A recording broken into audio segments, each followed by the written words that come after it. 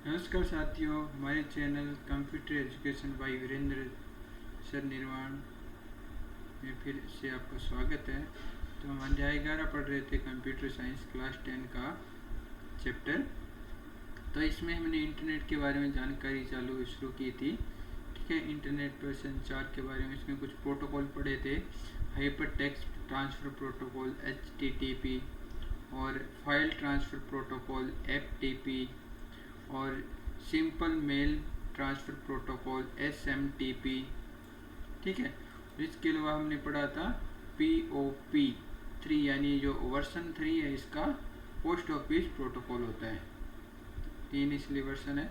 इसका एक इम्पोर्टेंट है वो टेलनेट है। टेलनेट क्या है? एक प्रोटोकॉल होता है। क्या है? प्रोटोकॉल है जो दूरस्थ कंप्यूटर से कनेक्ट करने के लिए एक TCP/IP यानी ट्रांसफर कम्युनिकेशन प्रोटोकॉल और इंटरनेट प्रोटोकॉल नेटवर्क पर उपलब्ध कराता है। तो telnet client server software telnet क्या है? क्लाइंट सॉफ्टवेयर का कंप्यूटर पर उपयोग कर टेलनेट सर्वर अर्थात दूरस्थ होस्ट से कनेक्शन बना सकता है। एक बार अपने टेलनेट क्लाइंट दूरस्थ होस्ट से एक कनेक्शन स्थापित करता है तो क्लाइंट अपने कंप्यूटर से दूरस्थ होस्ट के साथ संचार करने के लिए एक आभासी टर्मिनल हो जाता है। ज़्यादातर मामलों में दूरस्थ होस्ट को लॉग इन करने की आवश्यकता होती है। कभी कभी आप गेस्ट या सार्वजनिक के रूम में एक खाते की आवश्यकता के बिना भी लॉग इन कर सकते हैं। तो टेलनेट क्लाइंट सभी प्रमुख ऑपरेटिंग सिस्टमों के लिए उपलब्ध होता है, जैसे विंडो, मैक ओएस, लिनक्स और यूनिक्स आदि। अधिकांश ऑपरेटिंग सिस्टम में टेलनेट कमांड लाइन का उपयोग करता है।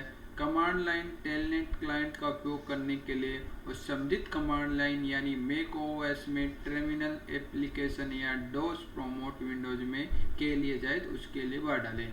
तो इसके लिए क्या करना है? टेलनेट होस्ट को सर्विस के पत्ते और पोर्ट नंबर से प्रस्तावित करते हैं। उदाहरण के लिए HTTP के लिए C। ठीक है, तो होस्ट को सर्विस के लिए कुछ पत्ते और पोर्ट नंबर कैसे प्रस्तावित करते हैं, जैसे HTTP के लिए 80 होता है। ठीक है, तो टेलनेट के बारे में हमने बात कर ली है, क्योंकि एक टेलनेट प्रोटोकॉल है दूरस्थ कंप्यूटरों से कनेक्ट करने के लिए एक TCP/IP नेटवर्क उपलब्ध कराता है। ठीक है, टेलनेट क्लाइंट सॉफ्टवेयर का कंप्यूटर पर उपयोग कर एक टेलनेट सर्वर से कोई कनेक्शन बना सकता है, फिर उस क्लाइंट दूरस्थ होस्ट से कनेक्शन स्थापित करता है। एक बार अपना टेलनेट क्लाइंट दूरस्थ होस्ट से एक कनेक्शन स्थापित करता है तो क्लाइंट अपने कंप्यूटर से दूरस्थ होस्ट के साथ संचार करने के लिए आभासी टर्मिनल बन जाता है। तो इसके पोर्ट नंबर भी दिया जाता है, जैसे HTTP के लिए 80 नंबर। ठीक है, तो इसके अलावा इंट्रानेट, हमें इंटरनेट और इंटरनेट के बीच में कन्फ्यूजन रहता है। अभी इसके बारे में हमें बाद में कुछ कन्फ्यूजन नहीं रहेगा जब हम इंटरनेट के बारे में जानकारी कर लेंगे।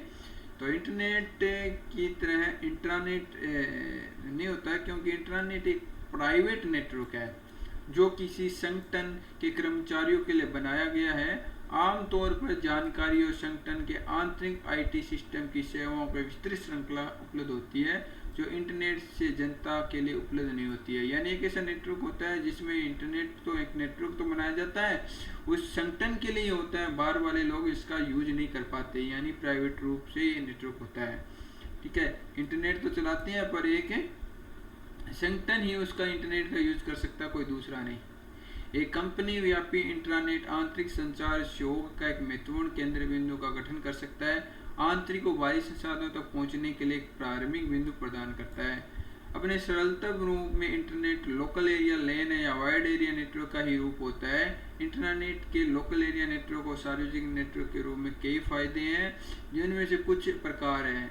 ये लागत प्रभावी होती है, व्यापार के संचालन और प्रबंधन में परस्पर सहयोग में वृद्धि होती है, क्लोज प्लेटफॉर्म की क्षमता होती है, वितरित कंप्यूटिंग का समर्थन प्राप्त होता है, वेब पब्लिशिंग में इम्पोर्टेंट है, एक ही बार के दर्शकों के लिए बनाया गया होता है और हर उपयोगकर्ता इंटरनेट के भीतर एक ही जानकारी देखने की क्षमता होती है, सम्मेय संचार।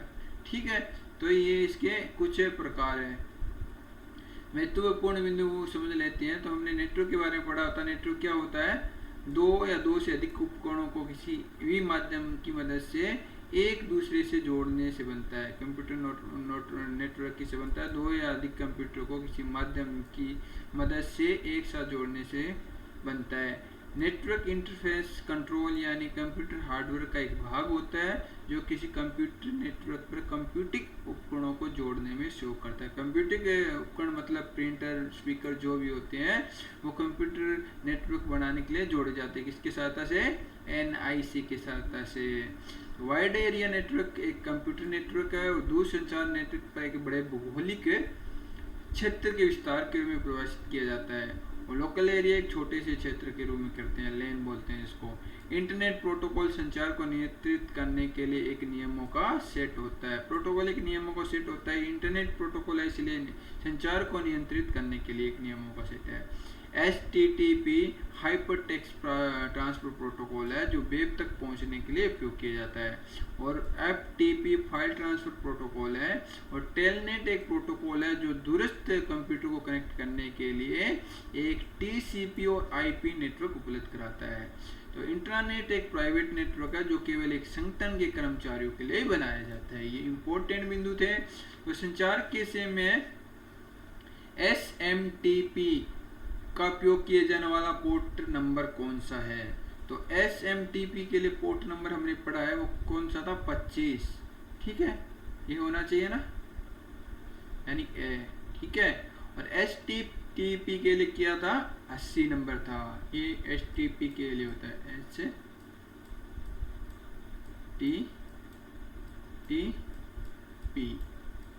ठीक है। DSL का पूर्ण नाम क्या है? क्या पढ़ा था हमने? डिजिटल सब्सक्राइबर लाइन या डाटा सब्सक्राइबर लाइन, कौन सा था? तो इसमें डिजिटल सब्सक्राइबर लाइन था, तो हमने यही पढ़ा था। ठीक है। कौन सा वायरलेस ब्रॉडबैंड का एक उपयोग है? तो हमने एक हार्डवेयर ब्रॉडबैंड और वायरलेस ब्रॉडबैंड पढ़ा था ना, जिसमें वायर की जरूरत नहीं होती है, मोबाइल ब्रॉडबैंड। ठीक है। या फाइबर टू द होम, ये तो क्या है? हार्डवेयर है। डायपल एक्सेस और लीज लाइन है, ये सभी क्या है? हार्डवेयर है। और वायरलेस ब्रॉडबैंड क्या है? मोबाइल। ठीक है। तीसरे प्रश्न का आंसर हो गया। कौन सा एक माध्यम का प्रकार है? यानी जो हमने गाइडेड और अनगाइडेड माध्यम पढ़े थे ना, उसमें कौन सा एक प्रकार है? वो है गाइडेड माध्यम, निर्देशित माध्यम। ये तो स्विच, लैन कार्ड कंप्यूटर को जोड़ने के लिए और हब के रूप में यूज होता है। सॉफ्टवेयर ये अलग होता है। तो माध्यम तो गाइडेड और अनगाइडेड माध्यम होते हैं। ठीक है, तो हमने ये पढ़ लिया है। कंप्यूटर नेटवर्क कैसे बनता है? दो या दो कंप्यूटर को आपस में जोड़ के। ठीक है। और इसके लिए किसी माध्यम की मदद से दूरस्थ एक साथ जोड़ने से बनता है। कंप्यूटर नेटवर्क के लिए कनेक्टिंग माध्यम हमने पढ़ा है, गाइडेड और अनगाइडेड माध्यम होता है। नेटवर्किंग में उपयोग आने वाले प्रमुख कंप्यूटिंग उपकरण हमने पढ़ लिए हैं। कौन कौन से होते हैं? तो हमने शुरू में पढ़ा था कंप्यूटिंग उपकरण। शुरू में जब चलते हैं तो प्रिंटर ये होते हैं ना, सभी कंप्यूटिंग नेटवर्क होते हैं। Switch, router, hub. जो माध्यम का जो बोलते हैं उसमें आ गया गाइडेड और अनगाइडेड माध्यम हो गया। उस वाले प्रश्न का उत्तर है देखो, गाइडेड और अनगाइडेड। कंप्यूटिंग उपकरण क्या है? कंप्यूटर, प्रिंटर और स्कैनर। ठीक है। ये घटक, लेन, माध्यम, सॉफ्टवेयर, तो ये तो घटक थे, वो एक ऑब्जेक्ट टाइप प्रश्न था ना। माध्यम का पूछा तो बाकी इसके घटक थे। ज्यादा छोटा सा चैप्टर है, इसके सिंपल से प्रश्न है। सूचना का प्रसारण का माध्यम क्या मतलब है? तो एक स्थान से दूसरे स्थान पर सूचना को संचारित करना ही होता है। ठीक है। संसाधन साझा करने की मुख्य उपयोगिता क्या है, ये भी हमने पढ़ लिया।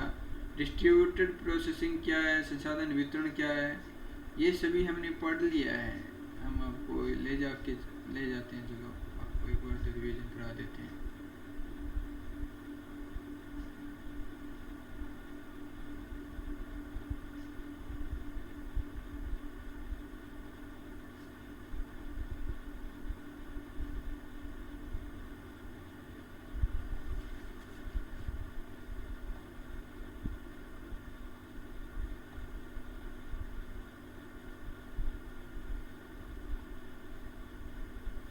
संसाधनों का वितरण, ये यहाँ पे पढ़ा था। संसाधनों का साझा करना, यानी ये कंप्यूटर नेटवर्क संसाधनों को साझा करने के लिए सुविधा प्रदान करता है।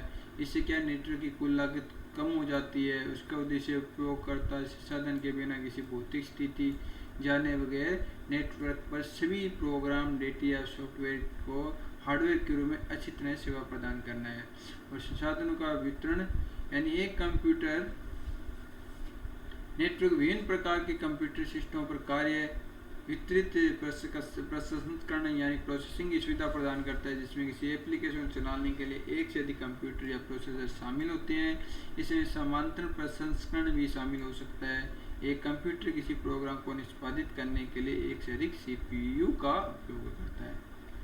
तो इन दोनों प्रश्नों का उत्तर भी हमें मिल गया। हम पिछली क्लास में हमने पूरे चैप्टर की स्टडी की थी।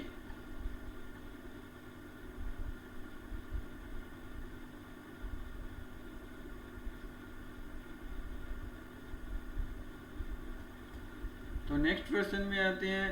कंप्यूटर के घटक हमने पढ़ लिए। कंप्यूटर उपकरण हो गए, लेन हो गया, सॉफ्टवेयर, हब, राउटर हो गया, ये 5 घटक थे। ठीक है। निर्देशित माध्यम क्या होता है, जिसमें coaxial cable, copper cable, fibre optic cable के द्वारा जो कम्युनिकेशन होता है वो निर्देशित माध्यम होता है। तो हमने बता ही दिया दो निर्देशित माध्यम, कोएक्सियल केबल हो गया, फाइबर ऑप्टिक केबल हो गया।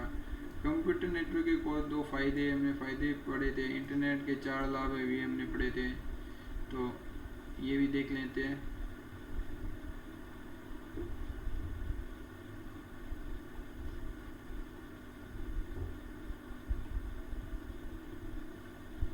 तो लाभ हमने हमारे पास में सर्च इंजन, शॉपिंग कर सकते हैं। ठीक है। संचार के लिए आवश्यक होता है, जॉब सर्च करने में आसानी रहती है। शौक, हॉबियाँ, पहलुओं के पढ़ने के द्वारा सुधार करने का प्रयास करते हैं। शोध में इसकी सहायता मिलती है। ठीक है।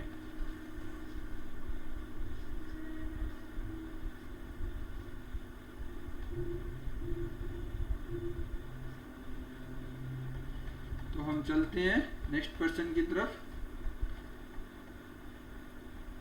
कुछ सिंपल से प्रश्न है जिसका हमने अध्ययन कर लिया है।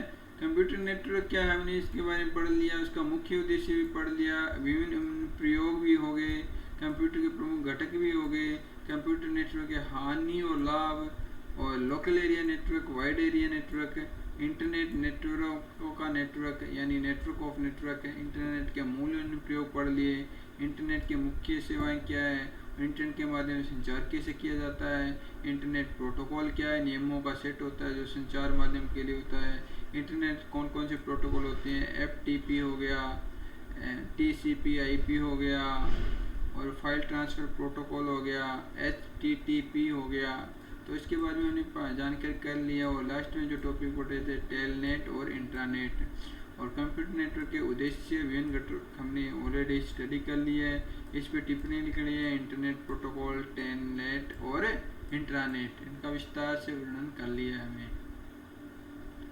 तो इंटरनेट क्या होता है, प्राइवेट नेटवर्क होता है जो केवल एक संगठन के कर्मचारियों के लिए बनाया जाता है। और ये टेलनेट एक प्रोटोकॉल है, दूरस्थ कंप्यूटर को कनेक्ट करने के लिए TCP और IP नेटवर्क उपलब्ध कराता है। प्रोटोकॉल एक फाइल ट्रांसफर प्रोटोकॉल होता है, और HTTP हाइपरटेक्स्ट ट्रांसफर प्रोटोकॉल होता है। इसके बारे में पढ़ लिया था। ठीक है। तो ये इंटरनेट है, इसके बारे में हम लिख सकते हैं विस्तृत जानकारी। और हम टेलनेट के बारे में विस्तृत जानकारी लिख सकते हैं। जो डिफरेंट टाइप के प्रोटोकॉल हमारे पास थे, SMTP, FTP और HTTP, इसके बारे में लिख सकते हैं। इंटरनेट पे संचार कैसे होती है, इंटरनेट की सेवाएं कैसे होती है, ठीक है, विभिन्न प्रकार के इंटरनेट के उपयोग, ठीक है। तो मुझे लगता है सभी प्रश्नों के उत्तर आपको आसानी से मिल जाएंगे इस चैप्टर में। ये इम्पोर्टेंट चैप्टर है, पिछली कक्षाओं में छोटी क्लासों में भी इसके बारे में विस्तृत जानकारी पड़ी थी। तो आज की क्लास में इतना ही, मिलते हैं नेक्स्ट क्लास में नए टॉपिक के साथ में। आशा करते हैं जो हमारी क्लास हमने ऑनलाइन चालू की है, रिकॉर्डेड क्लास, आपको अच्छी लग रही होगी। तो इन क्लासों को ज़्यादा से ज़्यादा शेयर कीजिए, लाइक कीजिए, सब्सक्राइब कीजिए, और आपका दिन शुभ हो। धन्यवाद।